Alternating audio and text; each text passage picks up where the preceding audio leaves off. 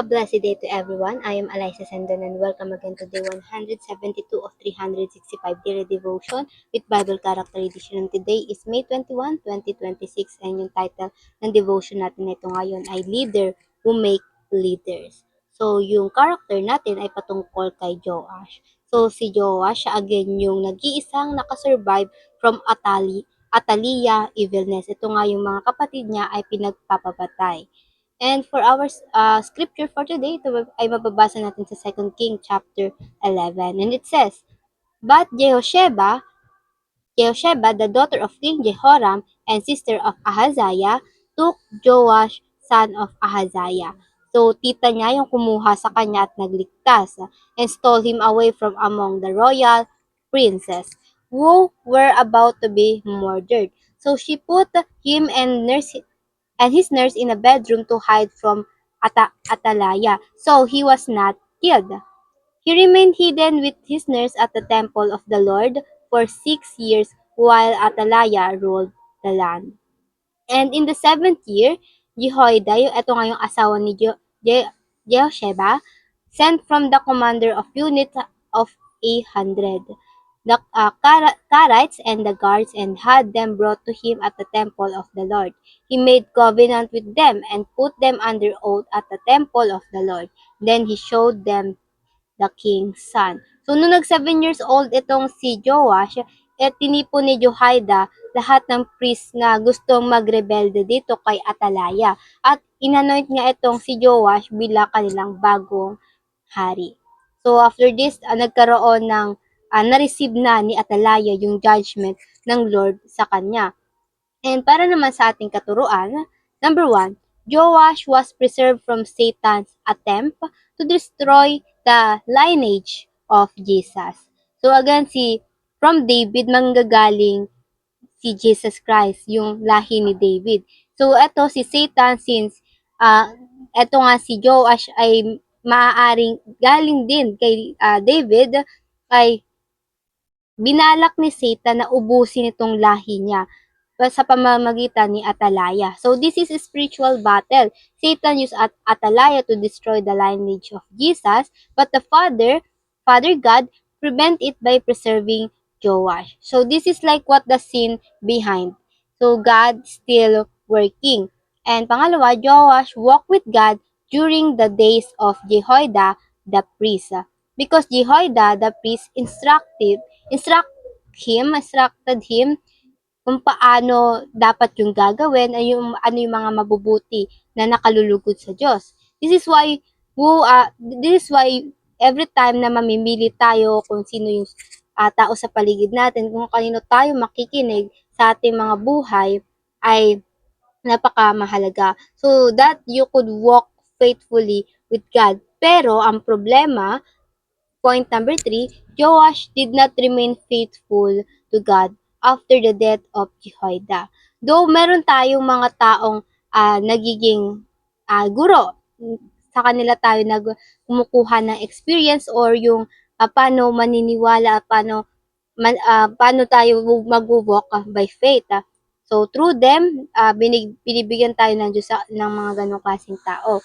Pero ang pinagbabawal or masama na gagawin natin is maging depende lang tayo doon sa taong isinisend sa atin ng Diyos. Dito nga sa 2 Chronicle chapter 24 verse 17, it says, After the death of Jehoiada, the official of Judah come and paid the homage to the king, and he listened to them. So nagkaroon siya ng bagong mga official, mga bagong tropa, itong si Joash. Ayun yung naging pinakinggan niya. They abandoned the temple of the Lord, the God of their ancestor, and worship Asherah's poles and idols. Because of their guilt, God's anger come on Judah and Jerusalem. So this is the importance of leaders making leaders. Perhaps si Jehoiada, tinuruan niya nga itong si Joash kung paano lumakad kasama ang Diyos, nakalulugod sa Diyos. But Joash's heart was not fully devoted to the Lord's way, to the point he even killed the son of Jehoiada, si Zechariah nga, ito yung propeta rin ng Diyos.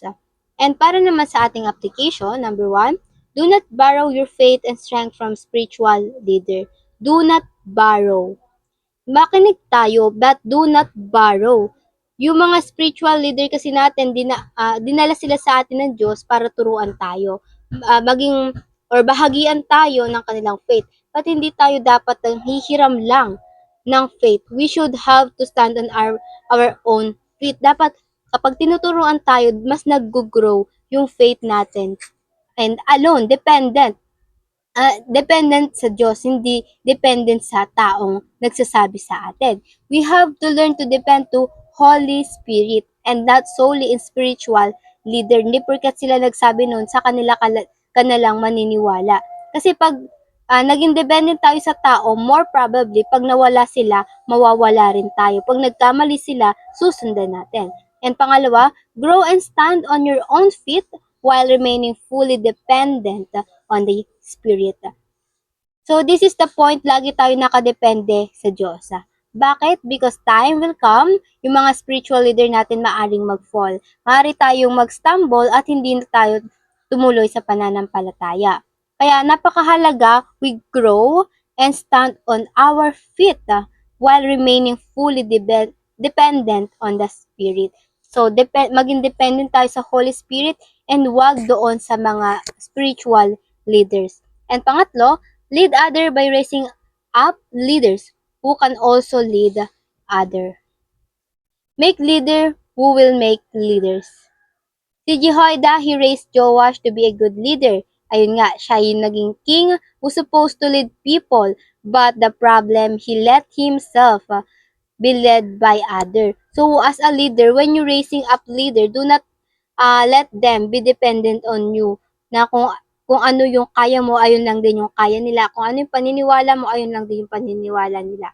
Help them to stand on their own feet. Leadership is not limited on church. Pwede tong sa tahanan, sa workplace, or even sa circle of friends mo. And now, para naman sa ating reflection, why must we grow spiritually instead of remaining dependent on our mentors and teachers? And ayun na po, before we finally end, let's have a short closing prayer. And let's pray, everybody. Heavenly Father, we thank you for every person, for every spiritual leaders, teachers, mentor, Lord God, na ibinigay mo sa aming mga buhay. And yet, Lord God, turuan mo kami na yung faith namin, Panginoon, ay nakadepende sa inyo, Panginoon, at hindi sa kanila, Panginoon, sapagkat maaaring ang tao ay magbago, pero kayo, Panginoon, ay never na nagbago, Panginoon.